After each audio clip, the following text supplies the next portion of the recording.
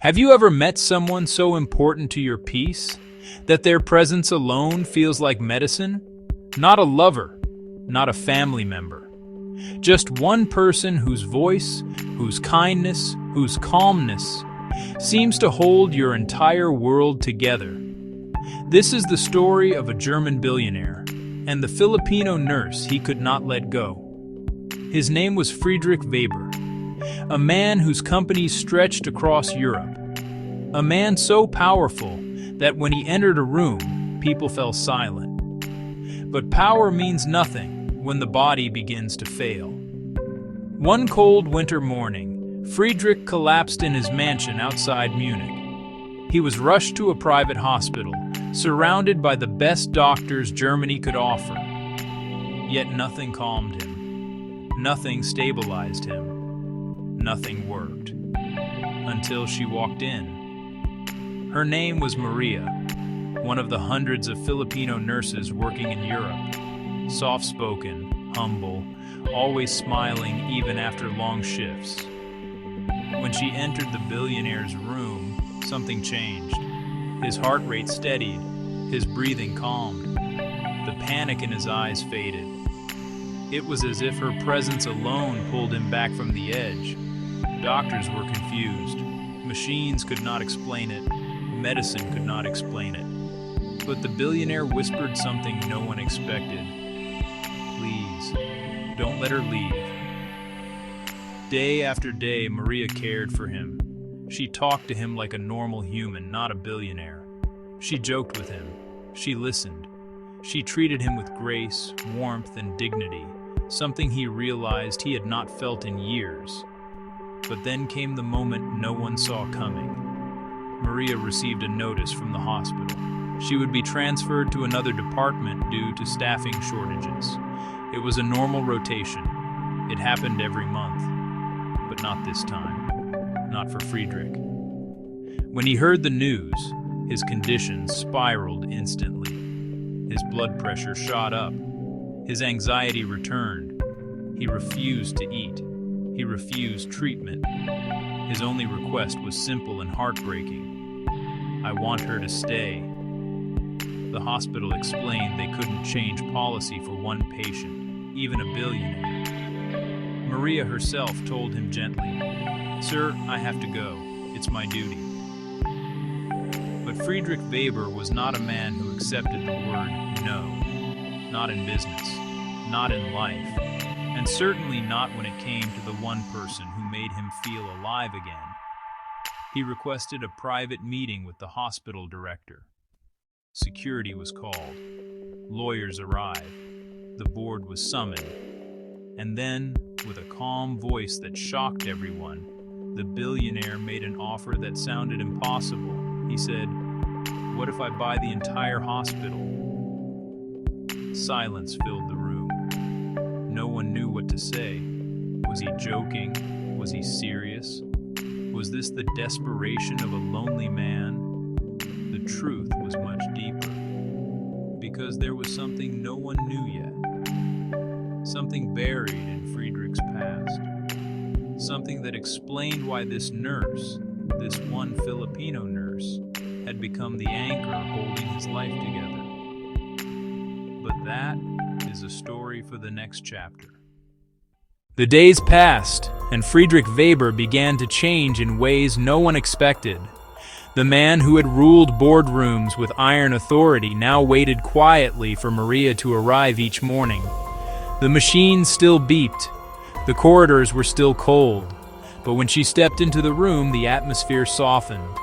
He felt calmer, lighter, almost human again. Maria moved around the room with quiet efficiency, checking IVs, adjusting blankets, offering water. But it was not her tasks that mattered most. It was her patience, her gentle voice, the way she acknowledged him as more than a patient. "Sir, how are you feeling this morning?" she asked softly. For the first time in months, he did not snap or deflect. Instead, he allowed himself to answer honestly. "Better, because you are here," he whispered. Outside the room, other nurses noticed. Doctors noticed. Even his daughter, Elise, noticed the subtle shift in his tone, the way his eyes softened when he spoke about the nurse who had become his anchor. He laughed quietly at small jokes Maria made. He listened when she explained procedures in simple words. He even asked questions about her life, her family back in the Philippines. One evening, as snow fell softly outside the hospital window, Friedrich spoke words he had never dared speak before. "You make me feel human again." Maria only smiled, placing her hand over his, knowing the weight of her presence was already more powerful than any medicine in the room. She did not need to fix him. She simply reminded him that he was worth caring for, worth being alive. But life, as always, had its rules. Hospital policy meant her rotation would eventually end. Friedrich could not bear the thought. The anxiety returned. His chest tightened. The room, once filled with calm, suddenly felt smaller and colder. When the day came and Maria was assigned to another ward, Friedrich's fear became desperate. He called his daughter, Elise, and spoke with a fire she had not seen in years. "Bring her back. I will not let her go." Elise tried to reason with him. "Papa, the rules are the rules." But he shook his head, weak yet determined. "I do not care about rules. She is the only connection I have left to being alive." The hospital staff were stunned when Friedrich made his next move. An official offered to buy the hospital if Maria could remain his nurse permanently. Whispers spread. The news reached the media. Everyone wanted to know, who was this nurse who had captured the heart of a man who could buy anything? Maria was torn. She had spent years caring for others, but this request changed everything. Staying with Friedrich meant adjusting her life, taking on an emotional burden, and crossing boundaries she had never crossed before.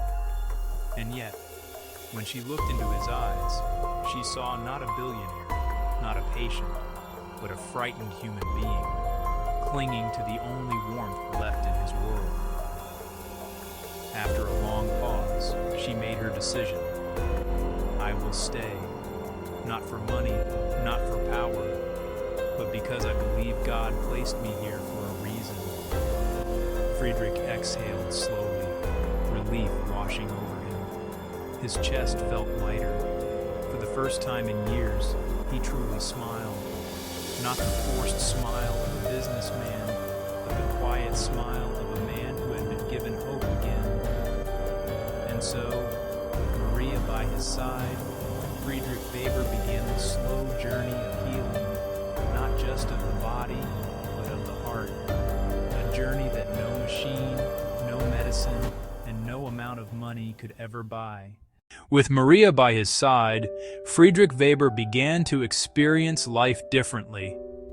The man who once feared vulnerability now found comfort in small routines. He ate when she reminded him. He slept longer when her presence calmed him. He even started to laugh quietly at stories she told, a sound no one in the hospital had heard from him in years. Each morning he would look for her name on the schedule before anything else. If he saw another nurse, his mood soured. If he saw Maria, a subtle relief softened his shoulders. The hospital staff began noticing the extraordinary bond. Doctors whispered. Nurses shared knowing glances. Even his daughter, Elise, could not hide her astonishment. One evening, as snow blanketed Munich, Friedrich shared a secret he had never told anyone. "I always believed strength meant never showing fear. But you show me that it is okay to be human." Maria simply smiled, her hand resting gently over his. "Sometimes," she said softly, "people are sent to remind us we are still worth healing, not to fix us." Weeks went by, and Friedrich's transformation became evident. He began to trust again. He began to listen. He started opening up about regrets, about lost moments, and about the loneliness that had haunted him for decades. And Maria, in turn, learned more about him than anyone ever had. She discovered the man behind the empire, the son who missed his mother, the father who longed for connection, the human who feared dying alone. But then came the challenge no one expected. Hospital policy required rotation, and Maria was scheduled to be moved permanently to another unit. Friedrich's anxiety returned instantly. His hands shook, his chest tightened, and for the first time he allowed himself to show fear without shame. He called Elise urgently. "She is not just a nurse. She is the only one who treats me like a human. I cannot let her go." Elise, knowing her father's condition and the depth of his attachment, began paperwork for a formal request. Continuity of care due to emotional necessity. Maria, too, understood the weight of the decision. Staying would change her life, her schedule, her duties, her emotional balance. But she also realized that leaving him could undo the fragile peace they had built. Finally, after moments of silent prayer and reflection, Maria spoke. "I will stay, not because of contracts, not because of money, but because I believe God placed me here for a reason." Friedrich exhaled, a weight lifting from his chest. Relief, gratitude, and a rare sense of hope filled the room. The billionaire who once believed he could control everything realized that some things, human connection, compassion, trust, could not be bought. And so, side by side, the nurse and her patient continued the journey. Every small smile, every quiet conversation, every gentle gesture became part of the healing process. Not just of Friedrich's body, but of his heart, his spirit, and the lonely corners of his life. In those quiet winter mornings with snow falling outside and machines softly beeping, something extraordinary happened. A man who could buy anything learned the priceless value of presence, care, and faith.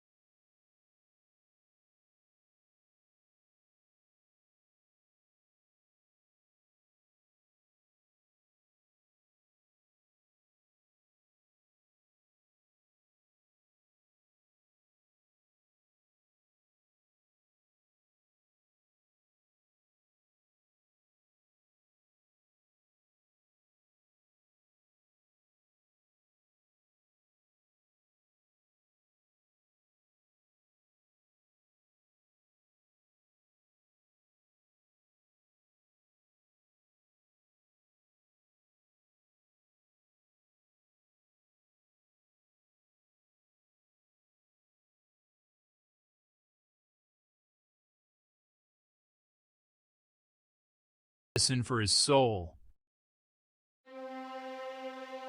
As Friedrich's condition stabilized, the doctors began talking about his discharge. They talked about round-the-clock nursing care at his villa. They listed the best agencies, the most qualified professionals. Friedrich listened impatiently. He waved a hand, dismissing their suggestions.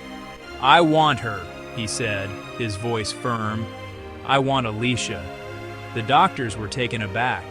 They explained that she was a hospital nurse, that it was not standard procedure.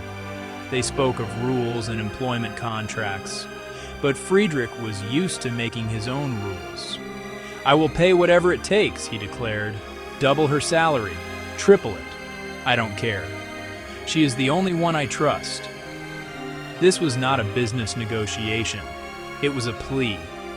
A plea from a man who had finally found a flicker of light in his dark world. The hospital administration was in a difficult position, but the request came from Friedrich Brandt. And what Friedrich Brandt wanted, he usually got. The news traveled quickly through the clinic. The billionaire wanted the quiet Filipino nurse to be his private caregiver. It was a strange, unprecedented request. Alicia was hesitant. She was a humble person. She had a life, a small apartment, friends. She was not used to the world of billionaires and private villas. The attention made her uncomfortable, but then she thought of Friedrich. She thought of the lonely old man in the top-floor suite. She thought of the fear in his eyes. She saw past the wealth and the power. She saw a human being who needed her. Her grandmother's words came back to her. Care is a gift you give from the heart. How could she refuse? She agreed. So Alicia moved from the sterile hospital wing to Friedrich's magnificent empty villa by the lake. The public was fascinated. Newspapers and magazines ran stories. "The Billionaire and the Nurse," the headlines read. They painted it as a fairy tale, a mystery. They speculated about his motives, about hers. But they missed the simple truth. It was not about money. It was not about romance. It was about a simple human need.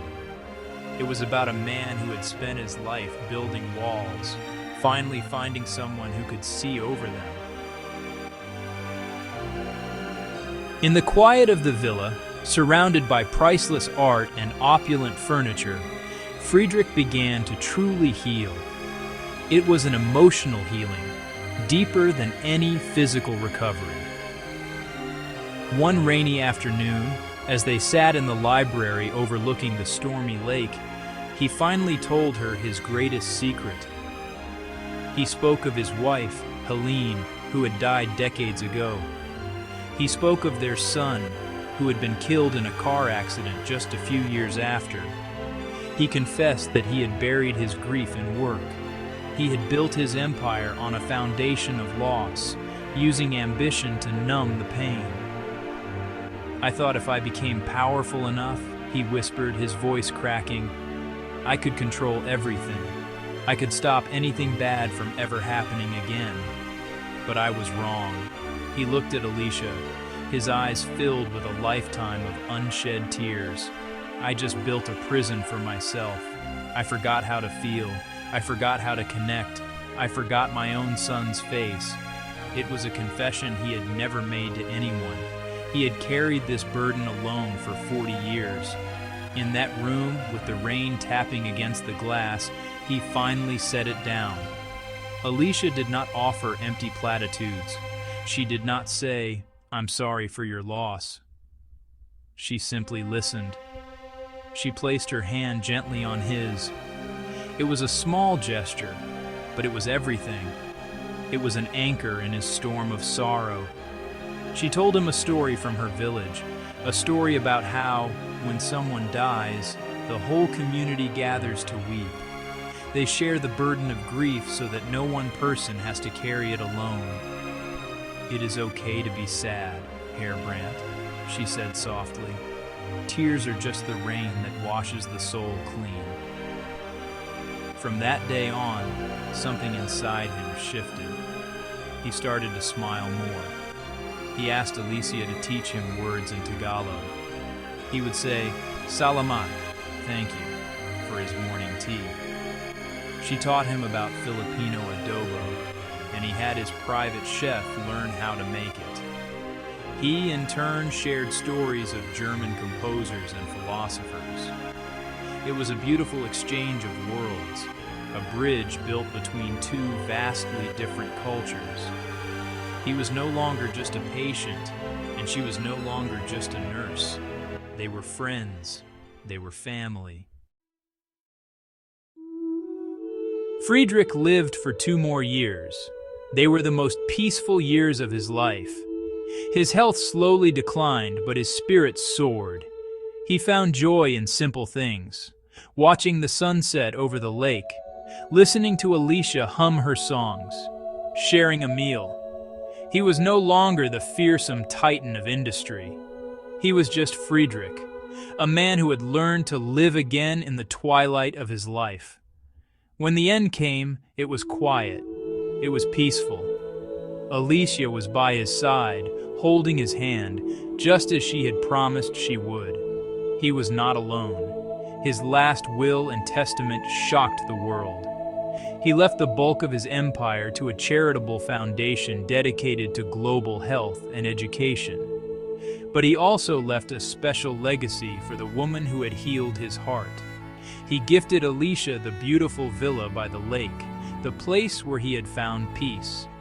He also established a scholarship fund in her name, the Alicia Santos Scholarship, to help young men and women from the Philippines pursue careers in nursing. It was his way of ensuring that her gift of kindness would multiply.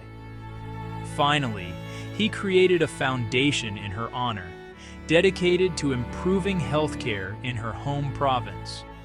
It was his ultimate thank you. It was a message to the world that the greatest assets are not found on a balance sheet. They are found in the human heart. Alicia, the humble nurse from Manila, never sought wealth or fame. She had simply offered kindness, and in doing so, she had changed the world of a powerful man. She had shown him that some bonds transcend wealth, borders, and logic. They are simply a matter of the soul. The story of Friedrich and Alicia is a simple one. It is a story about how a little light can push back a great darkness. It reminds us that no one is beyond saving. It teaches us that the most valuable thing we can give one another is our time, our attention, our care. Kindness is a language that the deaf can hear and the blind can see. It is a currency that never loses its value. It is the true measure of a life well lived, and sometimes it takes a whisper from a distant shore to remind us of that simple, profound truth.